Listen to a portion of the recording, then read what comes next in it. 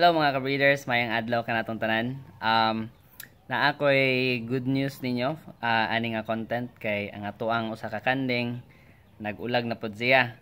So ato ni siyang pakastahan. So ako i-share ninyo ang amoang pagpakasta sa among usa ka kanding.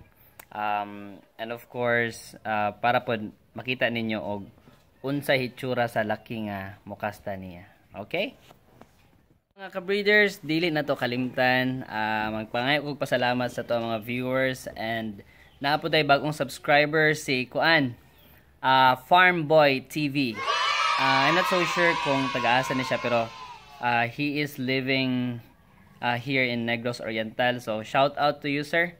Kita ko siya mga videos, daghan po siya mga kanding. So hilig po na siya farming. Ako lang i-shout out si Ramilas Lechon diya sa barangay Intaw, Lawaan, Antique. Oh, layo kayog na-upload ng ato ang videos mga ka-breeders. So siguro nakakita ni siya sa kuang vlog kabay na itong pag-lechon ako. Kay lechon man ang iyahang mga vlog. So shout out again to you, sir, and hopefully maayo ra pud ang dalagan sa imong business. So ato i-shout out bulahan pud magkadaghan atong mga subscribers and mas maingganyo pud nga mag-vlog ang ato ang mga ubang mga farmers diya, bulahan ma-share pod nila ang ilahang mga knowledge and ma-share pod nila og unsay mga kuan mga angay buhaton ug unsay angay mga panglikayan sa pagpamuhi og mga kahayupan.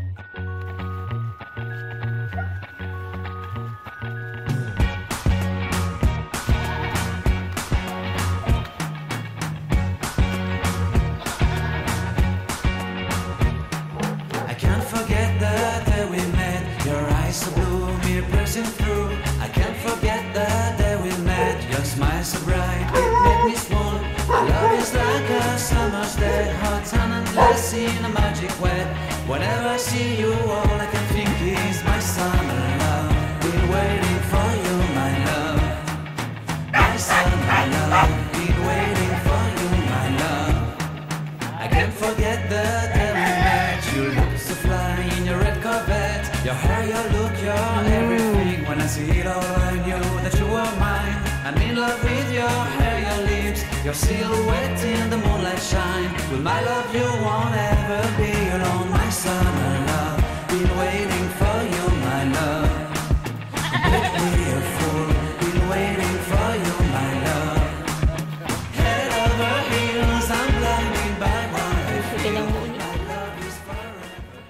Mga ka-breeders, nakapakasta na sa to ang kanding. Actually dili to amo ang laki. Nagpakasta ra sa uban.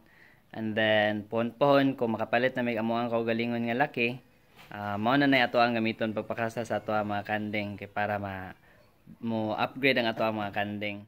Mo palit pud mi og buying a bower para among ipare sa amo ang ipa-reserve nga kanding dito sa Tanhay.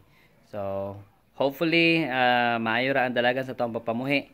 Bulahan makapadaghan ta ani nga ating ato ang mga kanding.